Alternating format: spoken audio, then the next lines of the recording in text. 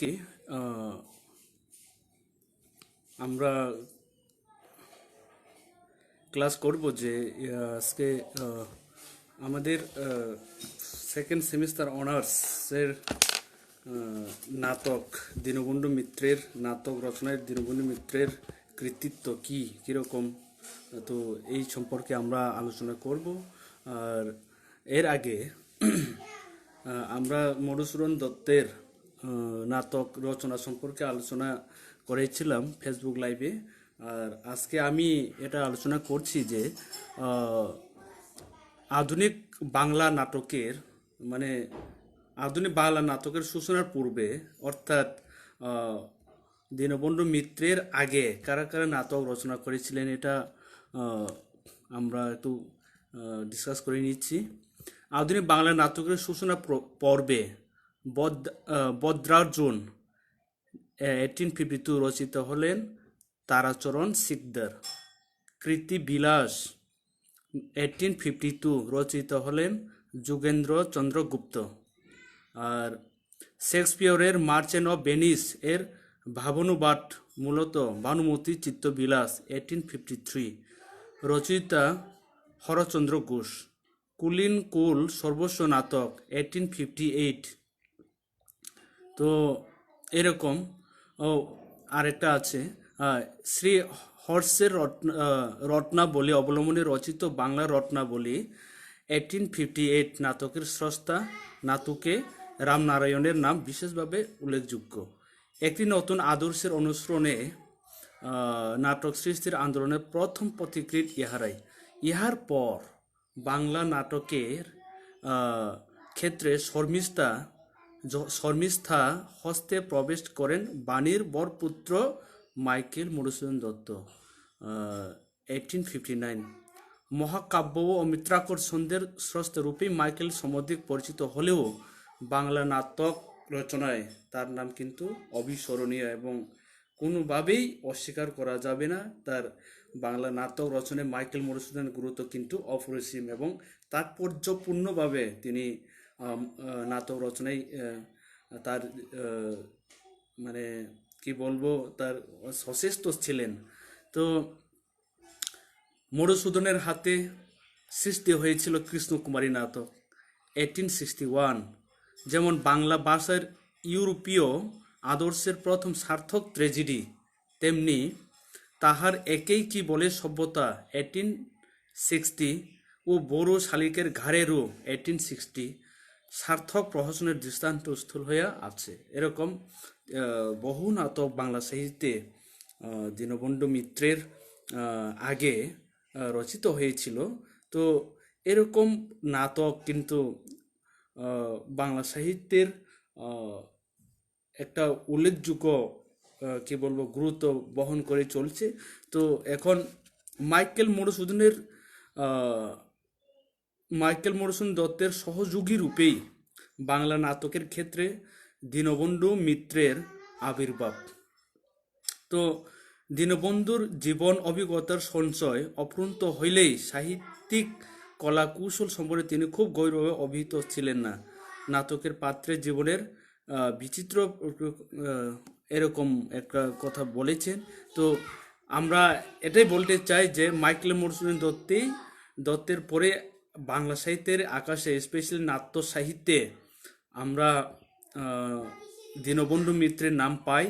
তো দীনবন্ধু মিত্র কি কি নাটক রচনা করেছেন আমরা একটু জেনে নেব এখন। দীনবন্ধুর নাটকের সংখ্যা মোট 7টি। কি কি? নীলদর্পণ, এটা হচ্ছে সেপ্টেম্বর 1860 বঙ্গাব্দ হইল 1267। হ্যাঁ, 2 তারিখ আশ্বিন। তো নবীন তপস্বিনী 1863। বিয়ে পাকলা বুড়ো 1866। সদবার একাদশী 1866। লীলাবতী 1867। জামাই ভারিক 1872। কমলে কামিনী 1873। এ হচ্ছে দীনবন্ধু মিত্রের রচিত নাটকসমূহ। তো এখানে একটা কথা বলা দরকার, শ্রদ্ধেয় সুকুমার সেন অনেক কিছু তথ্য দিয়েছেন। দীনবন্ধুর প্রথম কি বলে নাট্য রচনা নীলদর্পণং নাম নাটকম, এটা প্রকাশিত হয়েছিল, অনামী প্রকাশিত, মানে কে লিখেছেন সেটা কেউ জানে না, মানে লেখক কে সেটা তুলে ধরেনি এবং লিখেনি। তো নামটি নীলদর্পণং নাম নাটকম, ঢাকা 1860-তে এটা প্রকাশিত হয়েছিল। এখানে নীলকর নীলকর বিষদর দংশন কাতর প্রজানিকর ক্ষেমং করেন কেনচিৎ পথি কেনাভি প্রণয়তম, এটাও সংযোজিত হয়েছিল। ঊনবিংশ শতাব্দীর মধ্যভাগে নীলকরদের অত্যাচার আমরা জানি। এখানে কিছু ওই সময়ে দীনবন্ধুর দেশে অর্থাৎ ভারতবর্ষে তো স্থানীয় ইংরেজ শাসনকর্তাদের দাপতে, তাদের কেরামতিতে, তো শোষণে বাংলার নীলকর চাষিরা অতিষ্ঠ হয়ে পড়েছিল। তো এখানে আরেকটা ইনফরমেশন দিতে চাই তোমাদের সামনে, যে সুকুমার সেন লিখেছেন এই বিষয়ে প্রথম রচনা, মানে দীন নীলদর্পণের নীলকর চাষিদের সম্পর্কে যে যে যে সমস্যা, যে তারা যে অত্যাচারিত হয়েছিল, তো সেই সব অত্যাচারিত হওয়ার চিত্র কিন্তু নীলদর্পণ নাটকের আগেও একটা পত্রে প্রকাশিত হয়েছিল। এই বিষয়ে রচনা হচ্ছে গদ্য পদ্যে লেখা একটি অনামী পুস্তিকা। সেই পুস্তিকার নাম হচ্ছে বাপরে বাপ নীলকরের কি অত্যাচার। 1856 খ্রিস্টাব্দে এটা প্রকাশিত হয়েছিল। এটা সুকুমার সেন লিখেছেন তার এই গ্রন্থে, বাংলা সাহিত্যের ইতিহাস তৃতীয় খণ্ডে সুকুমার সেন এই কথাটি লিখেছেন। পেজ নাম্বার হচ্ছে 124। এই পেজ নাম্বারে পাওয়া যাবে যে বাপরে বাপ নীলকরের কি অত্যাচার এই নামে প্রথম, according to Sukumar Sen, it was the first writings regarding নীলকর চাষি, মানে কাল্টিভেটর, তাদের সম্পর্কে লেখা বাপরে বাপ নীলকরের কি অত্যাচার 1856 খ্রিস্টাব্দে এই অনামী, এখানেও কোনো লেখকের নাম দেয়নি লেখকেরা। তো লেখক কে, লেখকের নাম কি, এটা কোনো ওইখানে প্রকাশ তুলে ধরা হয়নি। কেন তুলে ধরা হয়নি, কেন নাম ছিল না, এটার কারণ হচ্ছে যদি নাম জানা যাইতো তাহলে ইংরেজরা অর্থাৎ শাসনকর্তারা তাকে শাস্তি দিতে পারে। এই কারণেই হয়তো লেখকরা তাদের মনের কথা বলেছেন, লিখেছেন, ব্যথিত হয়েছেন নীলকর চাষিদের জীবন চিত্র দেখে। তারা যে এমন নিষ্ঠুরভাবে অত্যাচারিত, শোষিত, নিপীড়িত, নির্যাতিত হয়েছিলেন, তো এই ঘটনাগুলি কিন্তু দীনবন্ধু মিত্রের আগেও 1856-এ প্রকাশিত হয়েছিল।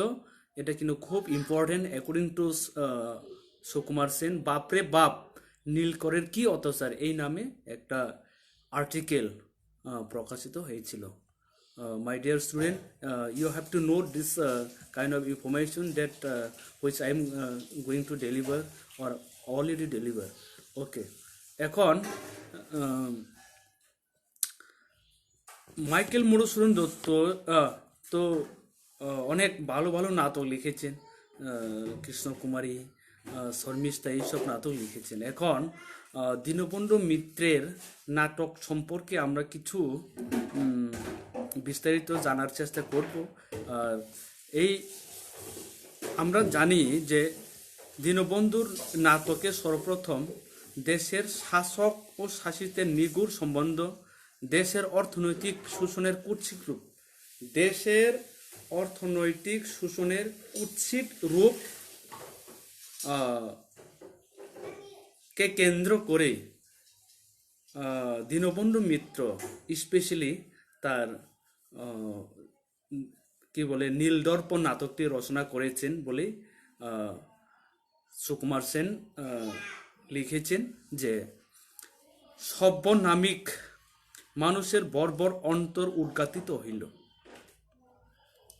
নীলদর্পণে সমগ্র দেশের মর্ম বেদনার প্রকাশ হওয়ায় দেশে যেমন সারা পড়িয়েছিল। এই যে নীলকর চাষি মানে কি আমাদের ভারতবর্ষের চাষি, তো এই ভারতবর্ষের নীলকর চাষিদের মর্ম বেদনা তাকে অনুভব বা উপলব্ধি করতে পেরেছিলেন আমাদের সাহিত্যিকরা। সাহিত্যিকদের গুরুত্ব এখানেই, তারা সাধারণ মানুষের মতো বসে থাকতে পারে না, তাদের আঘাত লাগে যে নির্মম সেই অত্যাচারিতের যে চিত্রগুলি তাদেরকে ব্যথিত করে তুলে, বেকুলতা সৃষ্টি করে। তো তারা বসে থাকেনি, তারা এইরকম মর্মবেদনা তারা নীলদর্পণ নাটকের মাধ্যমে আমাদের সবার প্রিয় দীনবন্ধু মিত্র তুলে ধরেছেন। এর ইতিহাস আর একটু বলি যে সমগ্র দেশের মর্মবেদনার কথাই অ্যাকচুয়ালি শুধু নীলকর চাষিদের মর্মবেদনাই তুলে ধরেছেন এরকম নয় স্টুডেন্ট, কিন্তু এখানে শুধু নীলকর চাষিদের মর্মবেদনাকে বুঝলে ভুল হবে। আমাদের দেশের সমগ্র মানুষের মর্মবেদনাই এই নীলদর্পণ নাটকে ফুটিয়ে তুলেছেন আমাদের খুব বিখ্যাত নাট্যকার দীনবন্ধু মিত্র। তাতে আর কোনো ভুল হবে না বললেও। তো এখন দেখুন, ইহার ইংরেজি অনুবাদ প্রকাশিত হইলে বিলাতেও এই আন্দোলনের ধাক্কা পৌঁছেছিল। অনেকে মনে করেন ইংরেজি অনুবাদ করিয়েছিলেন মাইকেল মধুসূদন দত্ত। ইংরেজি অনুবাদ কে করেছেন? মাইকেল মধুসূদন দত্ত। তো মূল গ্রন্থকারের মতো অনুবাদকের নামও অপ্রকাশিত ছিল, মানে কোনো প্রকাশকের নাম বলতে কিছু ছিল না।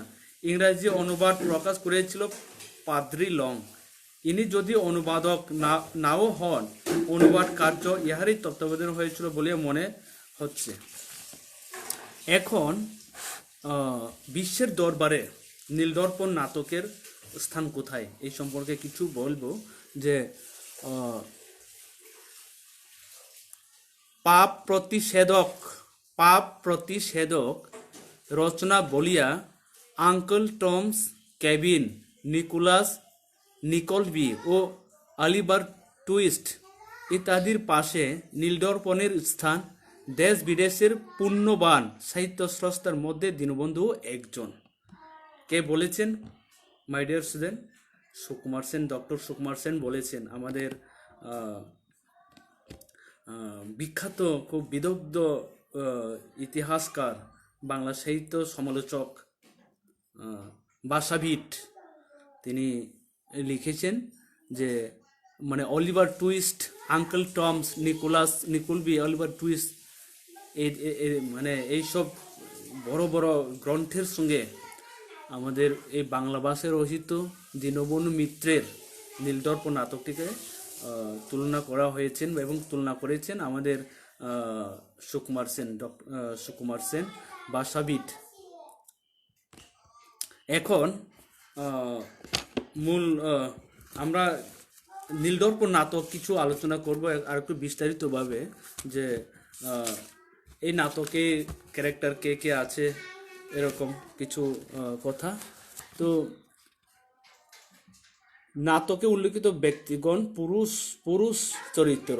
প্রথমে বলবো পুরুষ চরিত্র: নবীন মাধব, বিন্দু মাধব, সাধুচরণ রায়চরণ, গোপীনাথ দাস, আই উড, পিপি রোগ, আমিন খালাসি, টাইটগির, ম্যাজিস্ট্রেট আমলা, মুক্তার, ডেপুটি ইন্সপেক্টর, পণ্ডিত, জেল দারোগা, ডাক্তার, গোপ, কবিরাজ, চারিজন শিশু, লাতিয়াল রাখাল।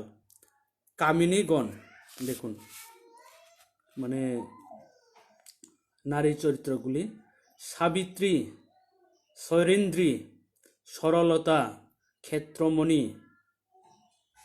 আদুরি, পদী। সাবিত্রী হচ্ছে গোলকের স্ত্রী, শৈরেন্দ্রী নবীনের স্ত্রী, সরলতা বিন্দুমাধবের স্ত্রী, ক্ষেত্রমণি সাধুর কন্যা, আদুরি গোলক বসুর বাড়ির দাসী, পদী মানে পদিময় রানী। আচ্ছা, এখন আমরা দেখো এই যে এটা হচ্ছে নাটকের প্রথম পেজ, এটা একটু আলোচনা করে দেখব যে প্রথম অঙ্ক, প্রথম গর্বাঙ্ক সরপুর। সরপুর গ্রামের কথা এখানে উল্লেখ আছে। গোলক চন্দ্র বসুর গোলাগড়ের রোয়াক গোলকচন্দ্র বসু সারচন আসেন। গোলকচন্দ্র বসু এবং সাধু চরণের কথোপকথন থেকে আমরা কি কি ইনফরমেশন, কি চিত্র আমরা আগাম আভাস পেতে পারি তা আমরা এখন দেখছি। দেখুন যে সাধু বলছে, আমি তখনই বলেছিলাম কর্তা মহাশয় আর এ দেশে থাকা নয়, তা আপনি শুনিলেন না? কাঙালের কথা বাসি হলে খাতে। গোলক: বাপু, দেশ ছেড়ে যাওয়া কি মুখের কথা? দেশের অবস্থা এত মানে ইংরেজদের শাসনে, তখন ইংরেজ শাসনাধীন ছিল, দেশের অবস্থা এত যে করুণ ছিল যে প্রজারা অর্থাৎ দেশের আপমার লোকজনেরা, হ্যাঁ, তো অতিষ্ঠ হয়ে পড়েছিল। তো বলছে, আমি তখনই বলেছিলাম কর্তা মহাশয় আর এ দেশে থাকা নয়, তা আপনি শুনিলেন না? কাঙালের কথা বাসি হলেও খাঁটি। আমার এই কথাটা কিন্তু সত্যি যে বাপু, দেশ ছেড়ে যাওয়া কি মুখের কথা? আমার এখানে 60 পুরুষ বাস। স্বর্গীয় কর্তারা যে জমা জমি কইরে গিয়েছেন, তাহাতে কখনো পরের চাকরি স্বীকার করিতে হয়নি। যে ধান জন্মায় তাহাতে সম্বৎসরে খোরাক হয়, অতিথি সেবা চলে আর পূজার খরচ কুলায়। যে সরিষা পায় তাহাতে তেলের সংস্থান হইয়া 60-70 টাকা বিক্রি হয়। বলো কি বাপু, আমার সোনার সরপুর কিছুরই ক্লেশ নাই। ক্ষেতের চাল, ক্ষেতের ধাল, ক্ষেতের তেল, ক্ষেতের গুড়, বাগানের তরকারি, পুকুরের মাছ, এমন সুখের বাদ ছাড়তে কার হৃদয় না বিদীর্ণ হয়। অর্থাৎ নিজের মাতৃভূমি, নিজের মাতৃদেশকে কে না ভুলতে পারে? কে ভুলতে পারে? তো বিরাট একটা বড় কোশ্চেন। আর কেউ বা সহজে পারে নিজের মাতৃভাষাকে ভুলতে পারবো আমরা? পারবো না। এই তাদের কথার মধ্যে এটাই প্রকট হয়ে উঠেছে, এটাই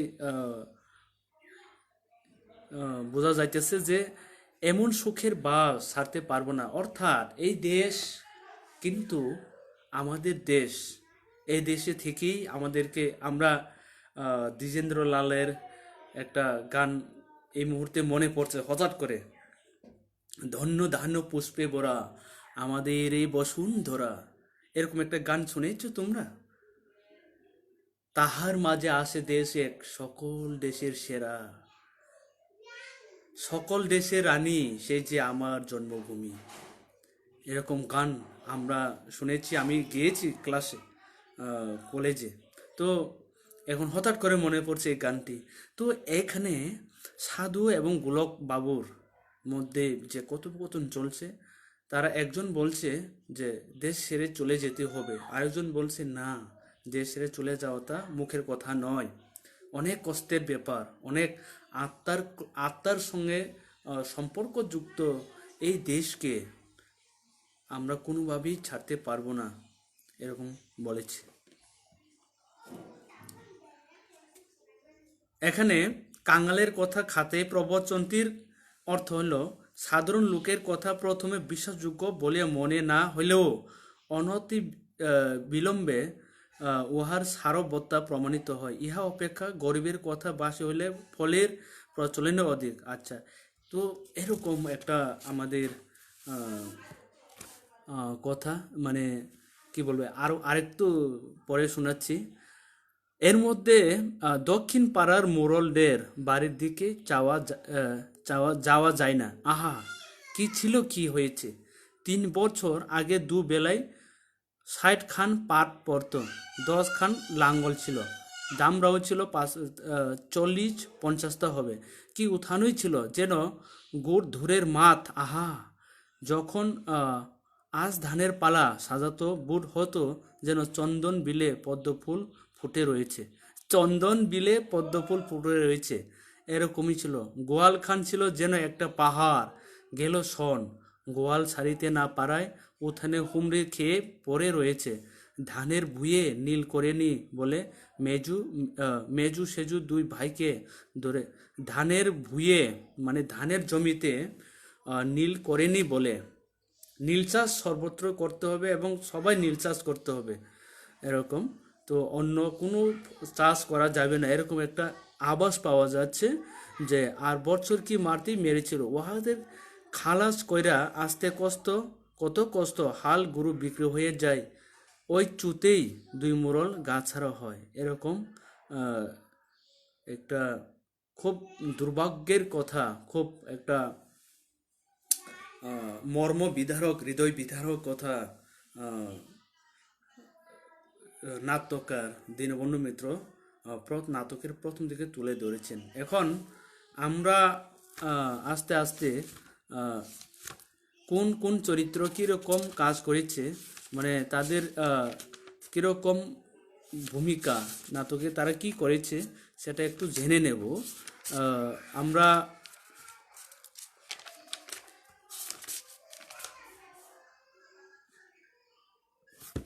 চরিত্র চিত্রণ, এখন চরিত্র চিত্রণ সম্পর্কে কিছু একটা বলবো। যে চরিত্র চিত্রণে দীনবন্ধুর কি বলবো, সফলতা ও বিফলতা সম্পর্কে কিছু আলোচনা করতে হবে। এই নাটকে তুরাপের ভূমিকা অতি গৌণ। 2-3-এর অধিক নাট্যকার তাহাকে দর্শকের সম্মুখে উপস্থিত করে নেয়।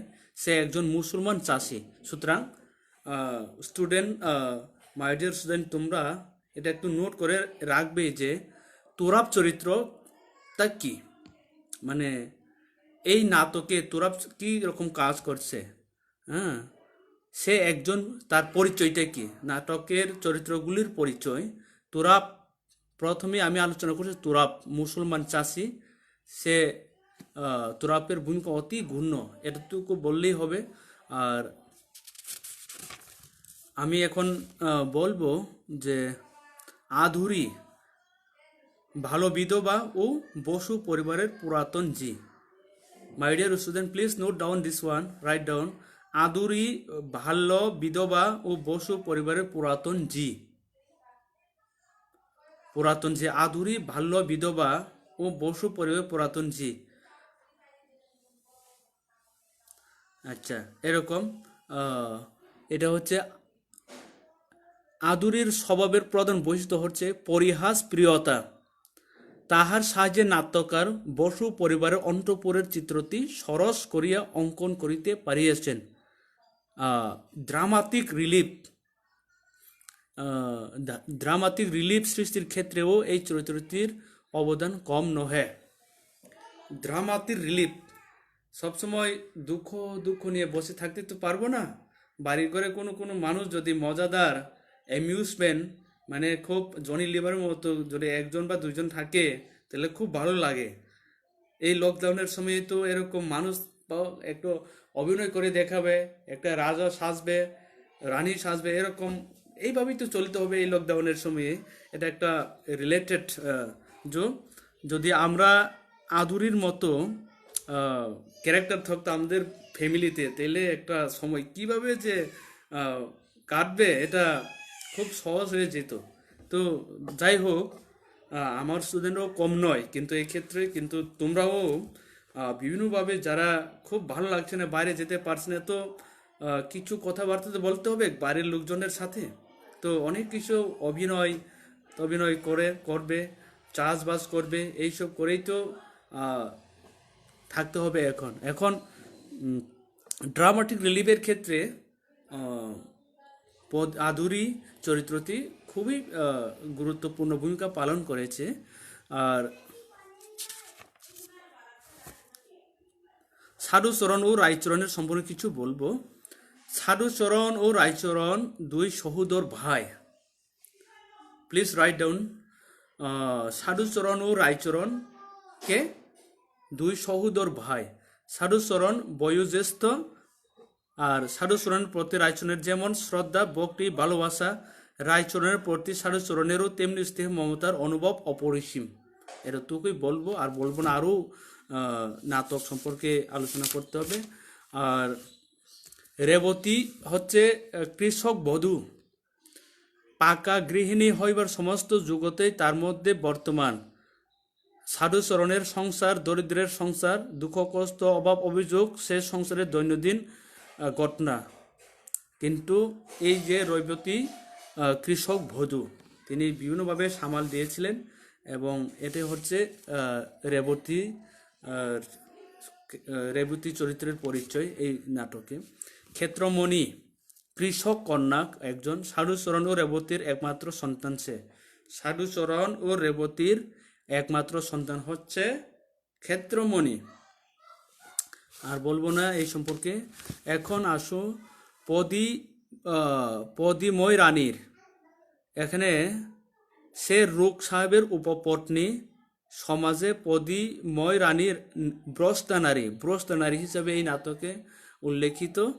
আর পল্লী শিশুরও তাকে পথে দেখলেই পিছনে লাগে ও খেপাইতে শুরু করে। এরকম একটা আছে। সে আসলে খুব খারাপ চরিত্রের নারী এই নাটকে উপস্থাপিত করেছেন আমাদের দীনবন্ধু মিত্র। এখন আমিন ও দেওয়ান উভয়ই নীলকুঠির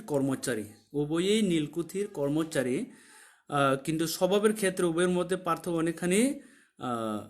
তারা কিন্তু এতটুকু এখন লিখলে হবে, আমিন ও দেওয়ান উভয়ই নীলকুঠির কর্মচারী। তাদের পরিচয়: গোলকচন্দ্র বসু এক মধ্যবিত্ত গৃহস্থ পরিবারের কর্তা ব্যক্তি। ধন মান খ্যাতি প্রতিশত সোরপুর গ্রামের তাহার অশেষ প্রতিষ্ঠা। এরকম। তো গোলকচন্দ্র বসু খুব নামি দামি মানুষ, এবং ধন মান সব কিছু নিয়ে বাঁচতে চায়, এরকম। নবীন মাধব গোলকচন্দ্র বসুর জ্যেষ্ঠ পুত্র। সে কারণে বৃদ্ধ পিতার দক্ষিণ হস্ত স্বরূপ ছিল সে। নবীন মাধব শুধু আপন পরিবারের লোকদের কাছেই হয়ে সমস্ত গ্রামবাসীর কাছেও অত্যন্ত আস্থাভাজন ও একমাত্র ভরসাস্থল ছিল। এরকম ছিল। তো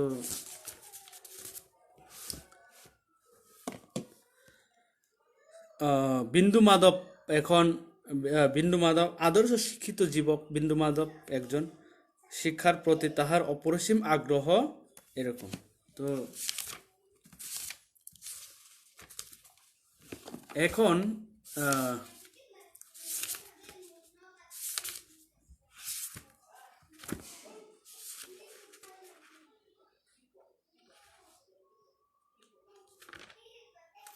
এখন আমরা আর অন্য নাটক সম্পর্কে কিছু বলবো। যে দীনবন্ধুর দ্বিতীয় নাট্য রচনা হচ্ছে নবীন তপস্বিনী নাটক। 1863-তে এটা প্রকাশিত। এর মূল প্লটটা হচ্ছে বিজয় কামিনী উপাখ্যান, কতকটা রূপকথা এবং কতকটা সত্য ঘটনা। প্রথম যৌবনে জলধর জগদম্বা মালতীর কাহিনী প্রহসন ছাড়া কিছু নয়। হ্যাঁ, তো প্রথম যৌবনে দীনবন্ধু এই নামে একটি রূপক কবিতা এবং অর্থাৎ ক্ষুদ্র উপাখ্যান কাব্য লিখিয়েছিলেন। পরে তাহাই নবীন তপস্বিনীর মূল প্লটে রূপান্তরিত হয়। প্রথম কাহিনীর মূল প্লটের পক্ষে নিতান্ত গৌণ হইলেও সমগ্র নাটকের কৌতুক রসের চমৎকারিত্ব ইহারই উপর নির্ভর করিয়াছে। জলধর জগদম্বা ভূমিকা দুইটি শেক্সপিয়রের মেরি ওয়াইফস অফ উইন্ডোর্স হইতে গৃহীত এরকম। তো আর একটা সদবার একাদশী প্রহসন রচিত হয় নবীন তপস্বিনীর পরেই, কিন্তু প্রকাশিত হয় বিএ পাগলুবুর প্রহসনের পরে, অর্থাৎ 1866 ইয়ারে। তো এখন সদবার একাদশী একই কি বলে সভ্যতার অনুসরণে লেখা। একই কি বলে সভ্যতা লিখছিলেন কে? মাইকেল মধুসূদন দত্ত, এবং সেই প্রহসনটাকে কেন্দ্র করে অনুসরণেই লিখেছিলেন আমাদের কি বলে দীনবন্ধু মিত্র। তো এখন নিমচাঁদ মধুসূদনের ক্যারিকেচার বলিয়া অনেকের ধারণা আছে। নিমচাঁদের সংলাপে মত মধুসূদন প্রলাপোক্তির প্রতিধ্বনি থাকিতে পারে, কিন্তু চরিত্রে তাহার ব্যক্তিত্বের ছায়াপাত নাই। আচ্ছা, এরকম। তো এখন বিয়ে পাগলা বুড়ো একটি বাস্তব ঘটনা অবলম্বনে পরিকল্পিত 1866 ইয়ারে এটা লিখেছিলেন। এমন ঘটনা এখনকার দিনেও খুব বিরল নয়। এরকম আছে কি স্টুডেন্টরা? আমাদের সমাজে এরকম কিছু ঘটনা থাকতে পারে এখনো, তবে এখন এমন ঘটনা এখনকার দিনেও খুব বিরল নয়। বিধবা কন্যা দুহিত্র প্রভৃতি থাকা সত্ত্বেও বিধবা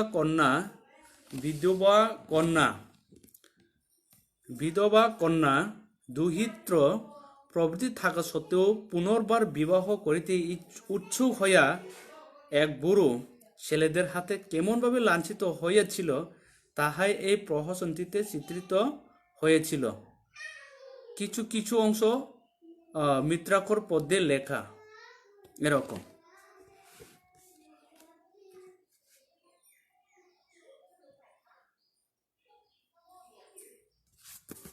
তো এখন